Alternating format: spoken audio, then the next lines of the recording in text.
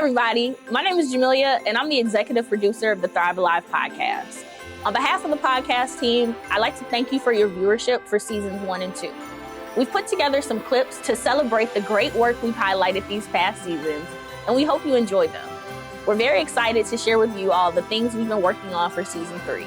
Until next year, sit back, relax, and enjoy these throwbacks. Hello. Welcome to Thrive Alive. I am your hostess, Nurse Jasmine, and this is our debut episode. Thank you all for joining me this afternoon. Today we will be doing an introduction. I will be introducing myself, who I am. I will be introducing the Alive Faith Network, what it is and why we do what we do. And I am so excited for this series. So with that being said, I have a question for you guys. So get them fingers ready again. And the question is, what does health mean to you? What does health mean to you? While you guys are chiming in, I'm gonna just quickly tell you what health means to me. Health to me means longevity. It's not about the amount of years you live, although I do want to live to be over 100, don't get me wrong. But I want to be like a youthful, spunky 100, you know what I mean? I want to watch my kids grow up, watch my grandkids grow up, watch my great-grandkids grow up. I don't want to have to take a whole bunch of medications just to get to the next day. That's what health means to me. Glenda Jenkins says, health means more to me than money. Yes, you can't put a price on that. Miss Gomez, health means to me a balance between mental, physical, and spiritual wellness. Yes, a balance between mental, physical, and spiritual wellness. Rachel said, health means walking in my authenticity and healing mentally, spiritually, emotionally, and physically. I just want to touch on that real quick. Health is not just your physical. You know, health is not just, I wake up and I go walking every, 30 minutes every day. What about your mind? What about your spirit? What about your emotions? We have to make sure all of these things are in check. All of these things are in line. When I was going through treatment, the doctors had the physical part figured out. I got the chemo, I got the surgery. The most important thing that I had to remember was to keep my mind in the right place, because what your mind does, your body will eventually follow. It may not happen right away, but it does catch up. So that's why I started with my song that got me through some tough times, because as you can imagine, sometimes the mind wonders, is this gonna kill me? Is this gonna debilitate me? We can't think like that. We have to be positive, keep our eyes on the prize, and keep everything aligned and everything in check. Okay, so I have a couple of questions in the chat. I'm gonna go ahead and answer those. Rachel is asking, how can we practically take care of our mental health? How can we practically take care of our mental health? So I'm gonna answer this to the best of my ability, but next month, when we have our guest, she's gonna touch on that a little bit more. But I would say just constantly checking in with yourself. Whether you're a spiritual person or a religious person, have someone you confide in, someone who you can talk to. Don't hold on to things. Don't internalize things.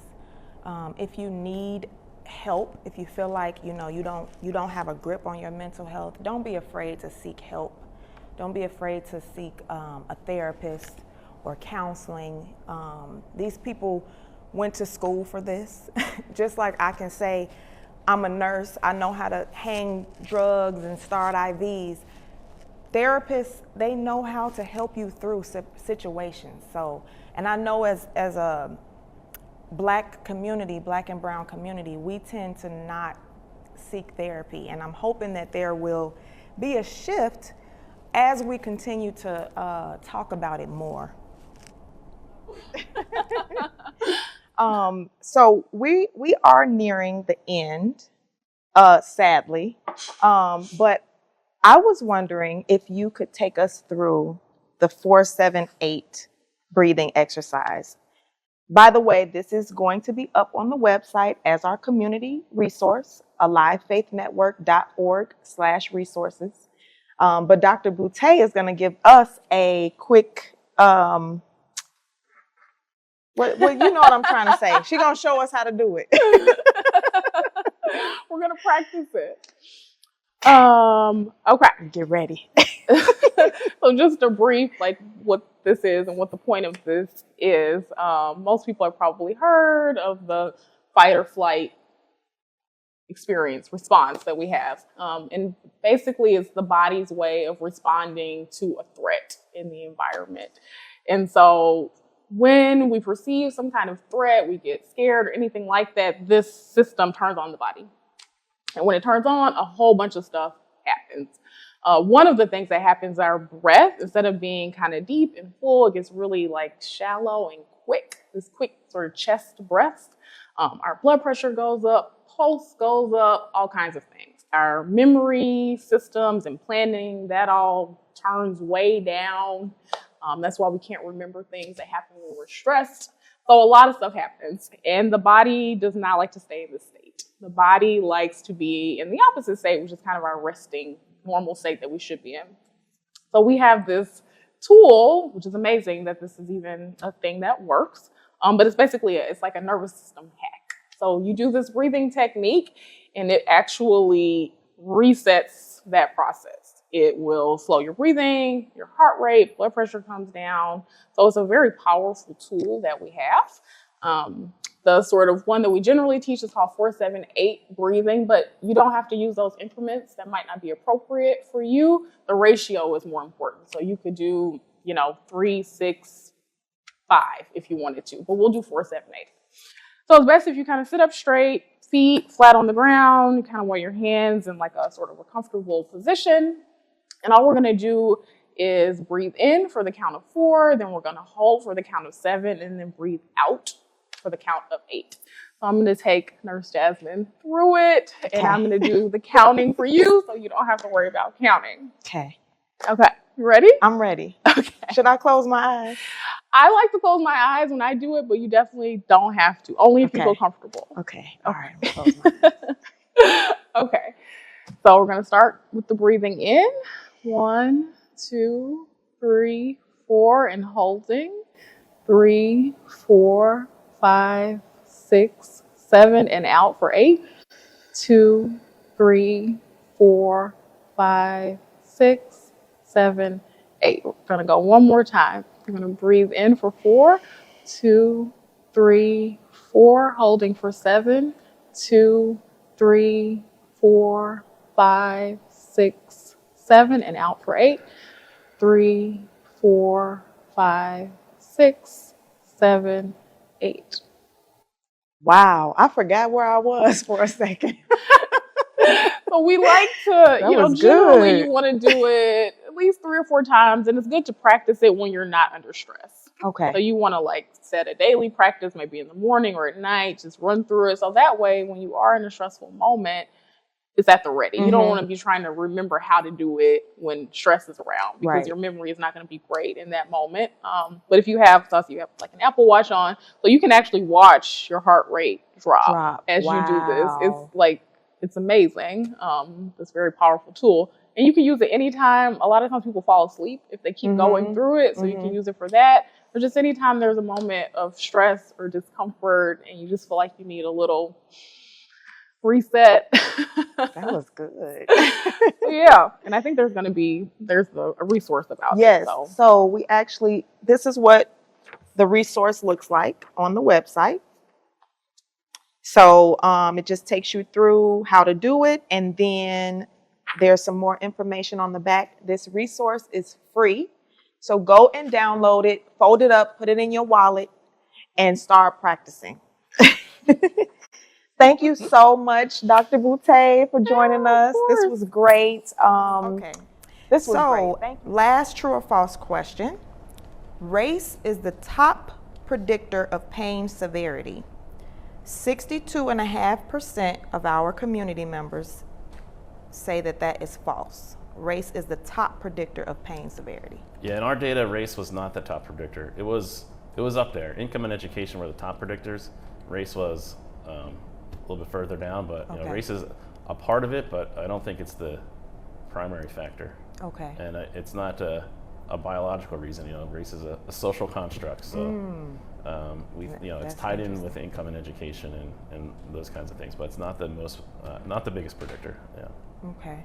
Now, can I ask you, I'm sorry to keep asking you why, but income and education, can you give me like some of your thoughts on why you think?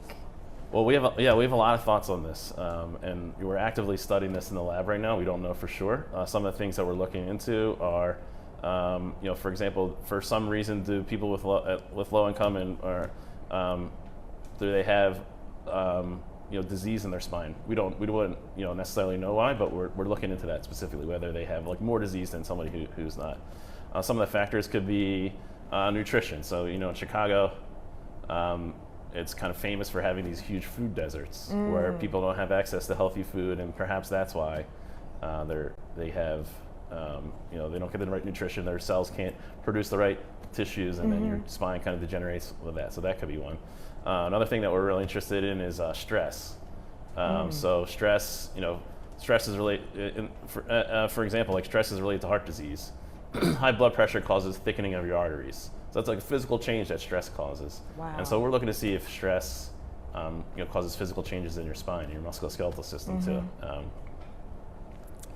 One other factor we're interested in is safe exercise spaces, for example, and access to like exercise and access to sports programs and that kind of thing. If at a young age that you're not active, then perhaps you set yourself up for musculoskeletal disease, joint pain, later down the line. Right, right. I think it's interesting. I'm glad you brought that up about like starting to have an active lifestyle at a younger age, because with the pandemic, a lot of schools weren't in, kids weren't getting their physical education classes, and then I think even before that, some physical education classes were like elective, like in some high schools.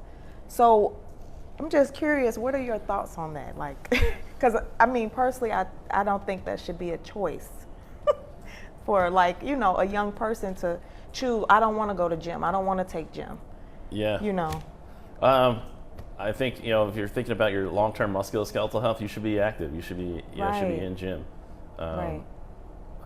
Some people just, it's not their thing, and but if it's not, if you don't like to do it in that social context, then get out and like go for a walk later in the day, or find some way to exercise, because we know from lots of studies now that exercise and like loading your joints and your bones, that like keeps your body healthy, that keeps your muscles and your muscles strong, keeps your bones strong, keeps your cartilage healthy. So you really need to do that. Yeah, absolutely. So it's true. Exercise helps not only with some of the things we talked about previously, like mental health, but it helps with your musculoskeletal system. One person, Miss Hampton, says her husband had back surgery in the past and still suffers from chronic pain. He's a bus driver and deals with the pain daily. Would the doctor suggest or recommend yoga? That's actually a kind of different question. So is that something that doctors are recommending? Do you know? I don't think so. Yeah, you would. Maybe you'd hear. What usually happens is you'll, and this person, Miss Hampton, probably knows that if you'll go to see your primary care doctor, and then they'll say, you tell them you have back pain, they'll say, well, they'll put you in physical therapy, and so that is you know, that's a good sign. I mean, that's a good thing to do, I think. Yeah, go to physical therapy, and then, you know, I don't think you may hear that from a physical therapist, but the recommendations are out there to do yoga. Yeah. So, or, you know, non-invasive things, yoga, acupuncture, walking, other exercises. Yeah. Right. So physical therapy is not, it's not necessarily yoga, but it is a form of body movement. Yes. Which very is a good. non-invasive treatment. Exactly. For pain. Yeah. Yep. Awesome. So earlier we discussed how non-invasive treatments like yoga and acupuncture help alleviate back pain. We teamed up with Dr. Martin to develop a resource for you guys. Very cool. Yes. Be sure to download this and other free resources on alivefaithnetwork.org/resources. What's one thing you'd change about healthcare that you think would make Black men more comfortable with receiving care in clinical settings? Yeah. For me, and that goes back to like representation. So I think increasing more Black men into nursing would do just that. I think it's no secret that, like, historically we have a lot of mistrust in healthcare. You know, we think about the Tuskegee syphilis trials where I think it was like 400 men. They were tested. I mean, they were studied. They had syphilis. They were given placebo pills when penicillin cured it. Like they, you know, but they didn't tell them that. And so we've been subject to test trials like that. And then you go into all of the societal things that we've experienced just in general. It makes it hard. And as a kid, I remember growing up and hearing like, oh, I ain't going to no hospital. You know, I'm not, you know, your head has to be dang near hanging off before you go to the hospital. And so I think that's the opportunity we have in our community to, when we get that first sign, we need to go. And I think that having providers who represent the community we serve, and that doesn't even have to just be Black. If you have many Asian folks, you want to make sure you have Asian providers who are able to translate or who are able to understand their lived experience so that they can provide better care. So I think the provider piece, increasing representation, letting folks see themselves, and then we can get past the trust piece. We can get down to like what we need to do. Because I've been everybody's cousins, brothers, nephews. I've been in rooms, people calling folks, oh my God, you would not believe this. My nurse is a Black man. You know, call it, you know, and then I'm like, hey, you know, on FaceTime waving at people I don't know. That is like, too funny. And it's cool because it always feel like family. You know, when I'm like, so now we got to talk about your health.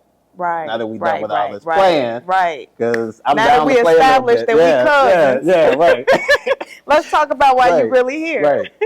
That is so good. I've had a lot of similar experiences, and one particular experience, I got a report, and the nurse handing off the patient to me said he was angry and non-compliant and all this and that. So I'm thinking I'm about to walk into this room and get my head chewed off. And the patient, who was a Black man, he said, you know, they just not listening to me. That was it. And when I tell you, that was one of the most pleasant shifts I've had. He did not give me any pushback on anything. I explained everything to him, and it was fine. It was fine. So, you know, just having that comfort of, okay, here's somebody who understands me. Here's somebody who is going to listen to me, who's going to see me for who I am, who's going to explain things on a level that I need them explained. I mean, that just makes all the difference. All the difference. Definitely. So, yeah, that's, that's good. That's so good. Okay. All right. What is one thing you think could increase the number of Black men going into nursing? I actually feel like that is getting in front of you. Honestly, I was an op-ed fellow, and when I released this article early this year and during Black History Month, and we had to talk about like our legacy, right? And so that in that space, it made me for the first time really think about like, wow, what do I want to leave behind, right? Like what, and they had us think like 100 years from now, 50 years from now, 30, 20, like, and then what do you have to do? And I think the biggest thing is the youth are our future. And so not to give up on our, the folks who are here now, but, we talking about sustainability and also improving health, especially in Black communities. And so if we're getting into elementary schools, middle schools, high schools to let folks know early on that you could be a successful person in nursing, I honestly think that could change the whole infrastructure of folks wanting to get into careers. Because what I find that many folks start school, they may have a second career, they want to get into nursing. Or they may have been in the Army and then they come back, they were involved in medical stuff, I want to get into nursing. So it always seems late. It never feels that like it's an acceptable thing. And then I think growing up, you hear about like, oh, doctor, lawyer, all of those positions where nursing isn't heavily talked about.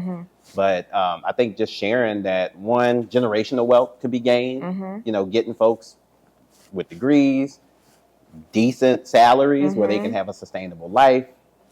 They will also expose their families to nursing. Like it's like a ripple effect. So I think that's the piece where I'm thinking like the legacy piece and increasing representation and getting in front of youth is going to be extremely important as we go into the future. Okay, going right into our first question. We want to know, what is the history of the AFN? So the AFN really grew out of our first set of initiatives that we did with churches. And so that was really driven by the health disparities that are evident in Chicago. And then the idea that a lot of the public health programming that's done in order to address those disparities and improve health in the African American community in particular are based on, designed by researchers who really don't know very much about the community and what's actually going on. And so we wanted to develop partnerships with leaders in the Black community who care about these issues in order to, work together to design programs to improve health. And so we did that in one study with about 5 churches, and that's where we met LaDawn. And then those churches were all over the city and suburbs. And then we decided to focus on the West Side. And so, and I will add that those programs started with pastor wellness programs. So the way it first started was a pastor reached out to us and said that we need help taking care of ourselves, caring for the caregiver. And so we developed with those pastors a pastor wellness program. From there, we ended up developing programs for the entire church. And so we shifted to the West Side, and that's where we met Pastor Steve. And then he can take it from there. Yeah, that was great perspective, because once it got to the West Side, I was given the opportunity to participate in the pastor wellness portion of things. We then began to work together with the entire congregation, and we found out that when we worked with churches, there were certain dynamics that researchers needed to pay attention to when coming into the community. They needed to pay attention to the dynamics of the community and even the dynamics of the church. And we saw ourselves being successful because we followed the direction of the leaders in the church, and that's where it began. This thought process began. And it was a conversation with us 3 after we had finished a round of screenings at about 5 or 7 churches. And we said, this is what we should be doing. We should be doing this at a higher level. And so it was then that the AFN was born. Another thing, just to add to that, it was also during the time of this immense focus on the West Side around health equity and health disparities and Rush, and putting things in place to really focus, like narrowly focus on what are we doing to address health equity? How can we expand our work to address health equity? And so it just kind of started to bloom from there. I really appreciate the fact that you all went to different churches and different pastors, because the church, the African American church, is a place where a lot of people go when they're in trouble, when they trust their some people trust their pastor before they trust their doctor. Right. So your pastor may know some things about you before your doctor does, and the Alive Faith Network is bridging that gap and allowing people to have more trust in the medical system. So we talked about the AFN, the different tenets of the AFN. And for those of you, if you don't know, Thrive Alive is under the AFN. So I want to ask you guys, how do you see Thrive Alive fitting into the AFN's overall brand expansion? First of all, just want to make clear that we have come up with a lot of the studies and so on. We did not come up with Thrive Alive. So that was you all, people that behind the scenes here as well. So but what I think is which I love that, and I think what's so cool about Thrive Alive is that, we have been working, like me from the group, coming from the research, world, right? And then the churches have really opened their doors to us, right? And so we've partnered with them and we've learned a lot about them. I think what you all are doing with Thrive Alive is opening the doors of Rush to the community, right? And so you're showing the community people what it's like here, and that really, I think, is extremely helpful in building trust as well, right? Like, these are real people. They're not, when you guys interview people, it's not just, academic about, science and stuff like that. There is some of that, but it's you show the personal side of people. And, even for me, from the research side, we don't do that a lot. And so I just, it's very heartwarming. It's kind of putting the heart back in science, and so I think it fits beautifully, and it's part of expanding the Alive Faith Network's work beyond churches, right? Opening it up to the whole community, which is what we're more and more starting to do. Yeah. And it helps expand the work, right? The messages that you all put out, or the information, the education, it can go way further than what we can do, right? I mean, you all are reaching people out the states, because it's just not local community that's hearing the message from Thrive Alive.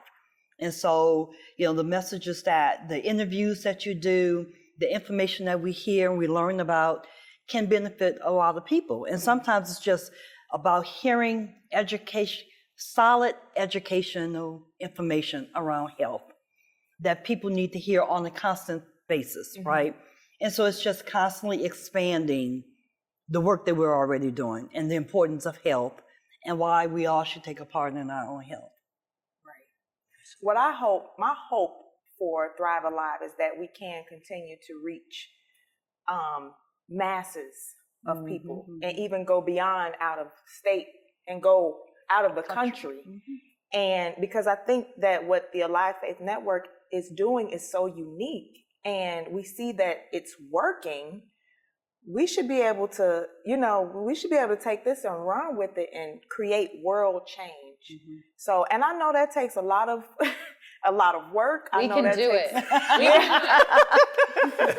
It takes a lot of work. It takes a lot of money. It takes a lot of resources. But this is how we start. We start in our own community and word of mouth. People gonna start talking. Did you see that episode? Did you see this and that? And I'm excited personally for what we all are doing as a team and how far we're gonna go with this. Yeah.